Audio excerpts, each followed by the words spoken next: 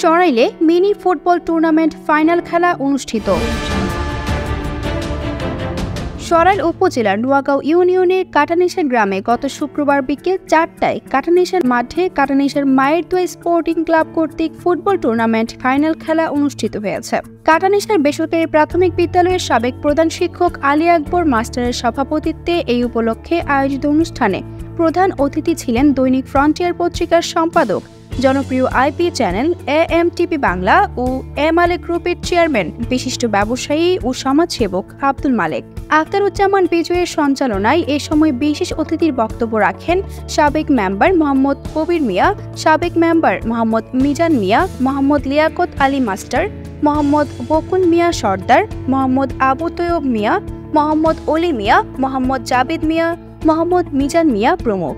এছাড়াও অনুষ্ঠানে সমাজের অনেক গণ্যমান্য ব্যক্তিবর্গ উপস্থিত ছিলেন। খেলায় কাটানিশার মায়ের দোয়া স্পোর্টিং ক্লাব বনাম কাটানিশার একাদশ স্পোর্টিং ক্লাব অংশগ্রহণ করেন। উক্ত খেলায় কাটানিশার একাদশ স্পোর্টিং ক্লাব 2-0 গোলে বিজয় লাভ করে। অনুষ্ঠানের প্রধান অতিথি বিশিষ্ট ব্যবসায়ী ও সমাজসেবক আব্দুল মালেক তার বক্তব্যে বলেন, খেলাধুলা মানুষকে শারীরিক ও মানসিকভাবে সুস্থ রাখে। এজন্য আমাদের যুব সমাজকে খেলাধুলায় মনোযোগী হতে হবে।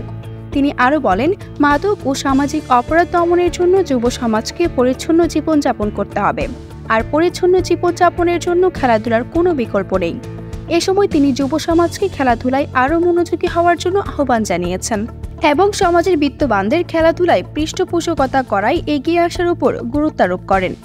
সবশেষে প্রধান অতিথি বিজয়ী দল এবং খেলোয়াড়দের মাঝে পুরস্কার বিতরণ করেন।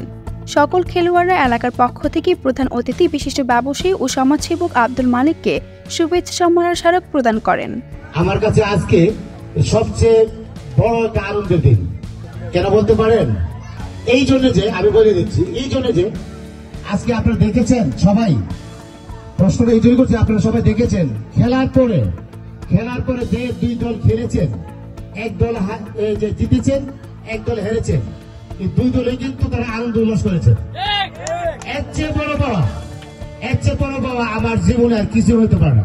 আমার গ্রামে দুইটা দল খেলেছেন, এক দল হেরেছেন, এক দল জিতেছেন, কিন্তু দুই দলে তারা খেলার পরে আনন্দ উল্লাসে মেতে উঠেছেন মাঠের মধ্যে।